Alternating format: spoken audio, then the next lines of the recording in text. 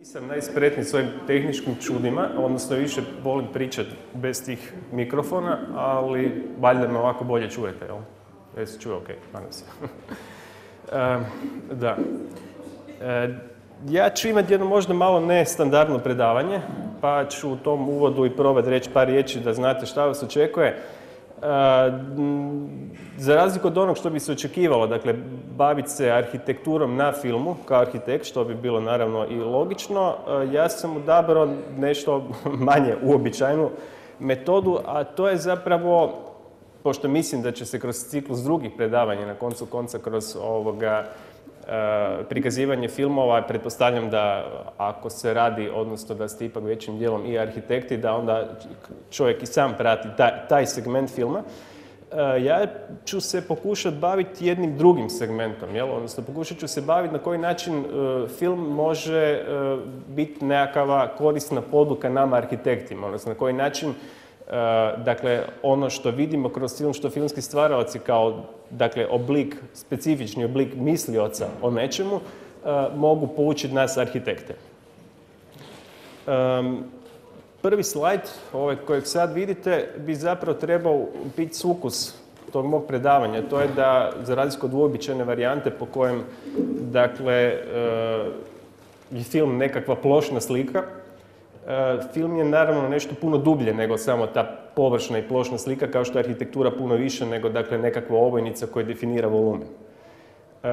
Pokušat ću se, znači, baviti sa nekakvom refleksijom o filmu i isto tako povratno na koji način, dakle, ta refleksija o filmu može naučiti nas arhitekte da pokušavamo tu arhitekturu promatrati drugačije, dublje ili na nekakav novi način.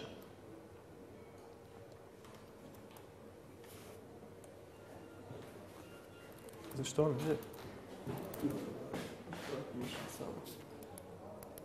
Što ne mogu s ovim? Sa strelicom. Probajte. Ne, ide se to, ok. Nešto se uspalo.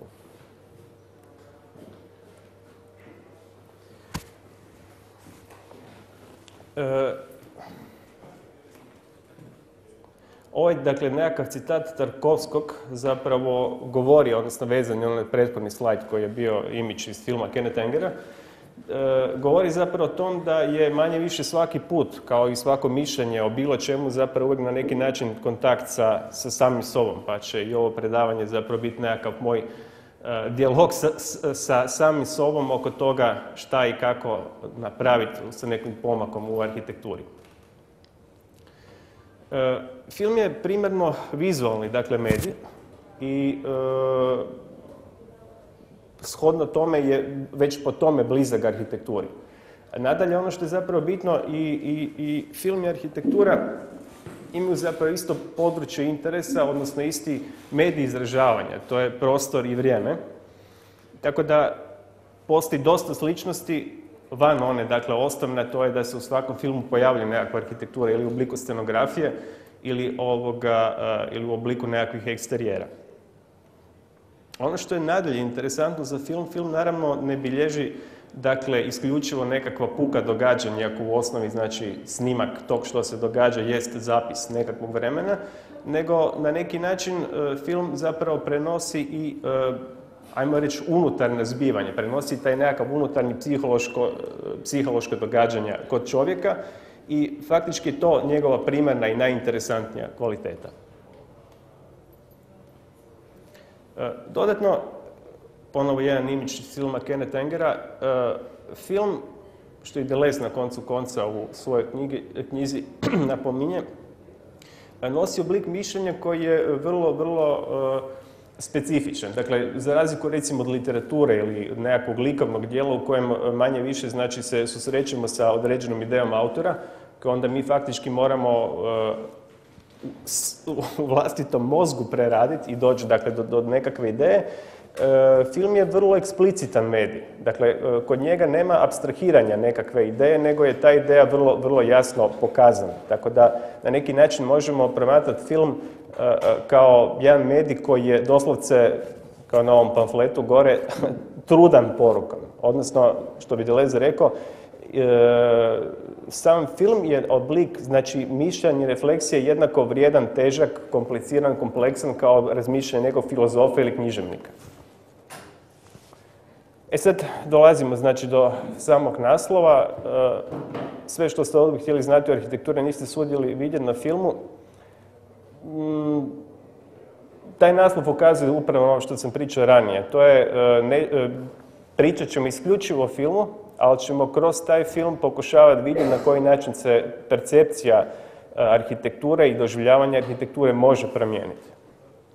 Dodatno, naslov je zapravo parafraza Žižekove knjige, koja se zove Sve što ste htjeli znati o Lacanu, niste se usudjeli vidjeti kod Hitchcocka, što je dodatna jedna veza, odnosno ovdje ću pokušati, dakle, kroz jedan vrlo popularan medij kao što je film, progovoriti o nekim temama koje, znači, nisu doduše striktno arhitektonske, ali u svakom slučaju su dio onog čim se mi kao arhitekti moramo baviti. To je, dakle, problem od nekakvih osnovnih elementarnih prostornih odnosa, odnosa prema vremenu, odnosa prema likovnosti do na koncu konca nekakvih socijalnih, društvenih odnosa, psiholoških odnosa i drugih nekakvih kompleksnih zadaća pred kojima arhitekt se može pojaviti.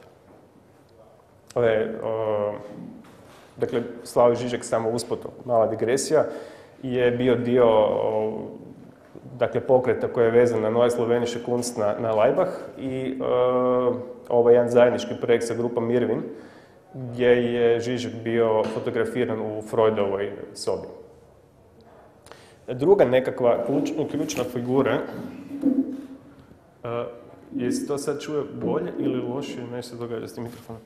Dakle, druga ključna figura je Deleuze, koji je interesantan iz više razloga. Prvo, zato što valjda po količinu pisanja ili čitanja, recimo, arhitektonske literature je valjda uz Derridu najčešće spominjani filozof u krugovima arhitekata, iako po mom mišljenju zapravo vrlo sporadično krivo interpretiran ili interpretiran na način da se interpretira čitanje nekog drugog bez da su ljudi čitali sami.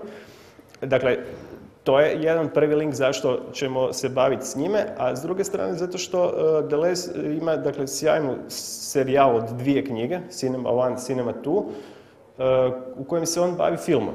I tu je zapravo dodatna jedna kvaka, odnosno kao što se ja pokušavam baviti filmom vezano na arhitekturu, tako je on koristio zapravo film u smislu, znači, razmišljanja o nekakvim filozofskim temama.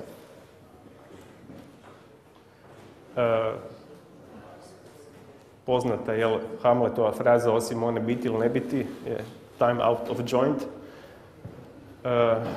što se može shvatiti dvojako, vrijeme bez jointa, ali se može referirati na vrijeme, odnosno ono što će nam se zapravo provlačiti tokom cijelog predavanja je zapravo problem prostora i vremena u filmu, odnosno prostora i vremena u arhitekturi. Francuski filozof Henri Bergson je definitivno, da se ovako potpuno laički izrazim, značajna faca kad se govori o vremenu. Na njega se naravno i Deleuze u dotičnim knjigama, a i nekim drugima dosta referira. Međutim, on je interesantan zato što zapravo otkriva jedan novi pogled na ovu našu uobičajenu relaciju prostor-vrijeme na koju smo navikli. Dakle, on govori o tome da se zapravo stvari počiva na osnovnom dualitetu, a to je dualitet između intelekta i intuicije. Intelekt se bavi onom takozvanom materijalnom, pod navodnicima, stvarnošću, dakle onim dijelom u kojem uglavnom živimo, a to je, dakle, prostor. Prostor koji je sačinjen od nekakvih objekata koji su izdiferencirani, nisu pa vezani jedan s drugim. I taj prostor je vezan na matematičko vrijeme, odnosno na taj nekakav sukcesivni slijed događanja. Međutim, ono što je daleko interesantnije je zapravo vrijeme kao trajanje.